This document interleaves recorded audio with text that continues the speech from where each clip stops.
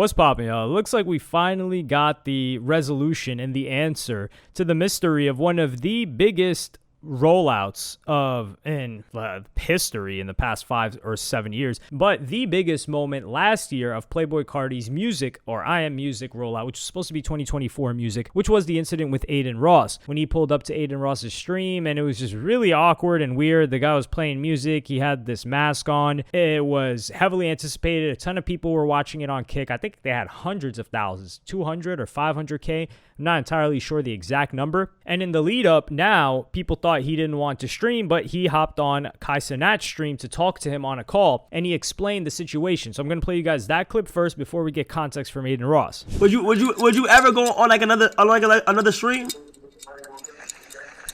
Yeah, I got to, cause like that Adin Ross, you know what I mean? Like I ain't like that. I ain't gonna lie to you, bro. Like they weren't even supposed to be like that. I ain't gonna cap. You know what I'm saying? I wish that shit wasn't like that. You gotta do another one. Nothing negative for real, like, you know what I'm saying? Like, you gotta do another one, man.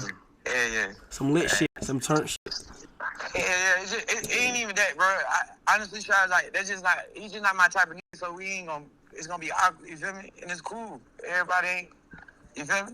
You know what I'm saying? Like, I couldn't have this. So there you heard it from Carti. Carti was talking to Kai Cenat the entire time via Instagram messages, and the night before I Am Music dropped, he hopped on a call with him on Discord. You could tell he was messing with Kai, and I don't think there was any regret from Playboi Carti. He's like, oh yeah, I wish it wasn't like that. Nah, you wish it were like that. That's exactly, you just wish that the outcome wasn't the backlash and negative press that you got from the situation. And it's not the negative press that Carti wanted. He probably thought people would think it was cool, and some people did think it was cool that he finessed Adin, but they thought that if he finessed Adin, it would be fine. But he finessed them too, because they didn't get anything cool from him. They didn't get what they expected to get from him. So fans were upset as well. And Adin Ross had one of Playboi Carti's exes, or one of the girls that he used to mess with, which is Ruby Rose. And then he gave more context on the situation. People were saying he got scammed for $1 million the first time, $2 million, this and that. But he goes into detail on what happened that night. So I'm going to play you guys the first clip, and the second clip is more important.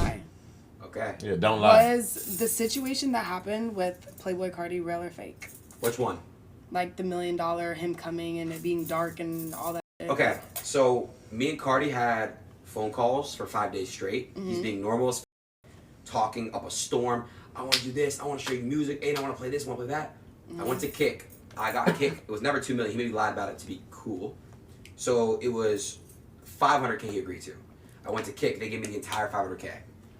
He only got half the bag. I had him 2 bags in case some shady shit happened. He got $250,000. So he stole from Kick, but Kick was happy because they went #1, and that shit went just so big. Viral. Exactly. And so the situation was real as fuck. Like the awkwardness between you guys? Yeah. It was so awkward. So awkward. Oh my god. Yeah. Why you think it was awkward?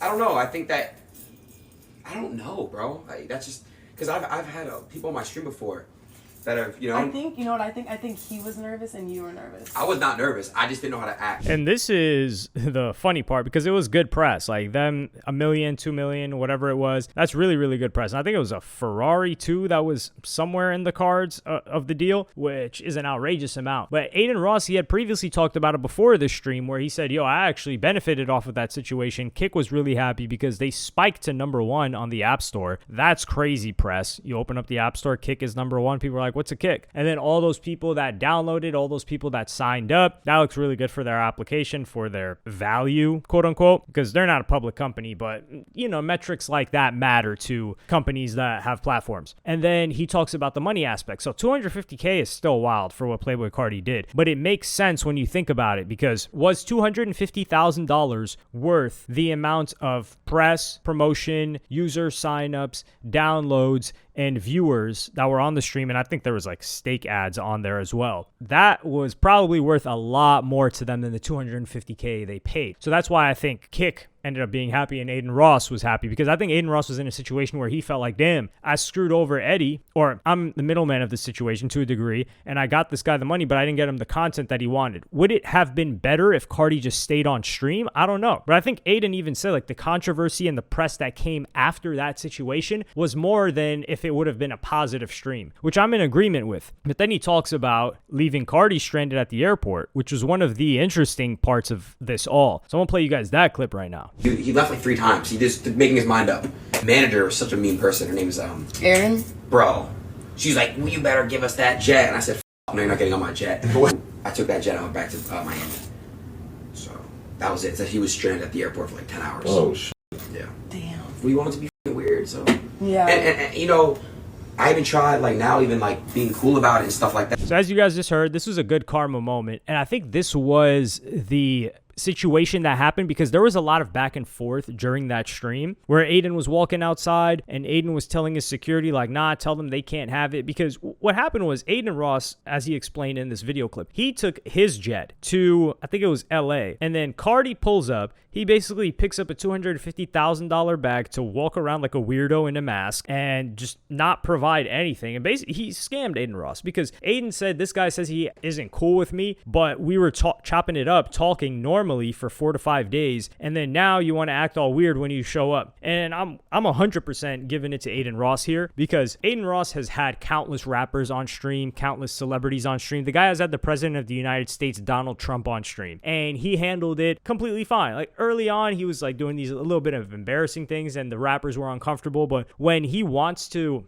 handle it in a certain way, or the rapper wants it to be handled in a certain way, he does, within limits, of course. So it can't be Adin Ross because we've seen him deal with people that are more famous and successful than Jordan Carter, Playboi Carti. So it had to be a Playboi Carti thing. And we've seen Carti not do things like this in particular, but pull out, like for example, pulling out of shows overseas where he screwed over a ton of fans, showing up late, dropping the album late, like the night of, when he ended up dropping at like 6, 7 a.m. Like so many people got screwed out in that situation. And it was good for him because the hype just kept building and building and building. So this is going to be his most successful album, commercially at least, in the first couple of months than any project he's released before. But why would the hell would Adin Ross give him the private jet? So Adin Ross would forfeit his own private jet to give somebody that just scammed him, and it hadn't yet settled in the aftermath of what happened from the situation. So at that exact moment, Adin felt like he got screwed over. He didn't think, okay, this guy really helped me, and the metrics from here are about to go so crazy that the owners of Kick are going to be happy. No, the way he's thinking about it is, yo, I just got screwed over and this guy wants my jet? No way in hell. And he also wanted the other $250K. And then he talks about the manager, who I think is the fixer for a lot of situations that Playboi Carti has had to deal with, legal or otherwise. So it makes sense that she's brash and aggressive in the way that he describes her, or mean. I think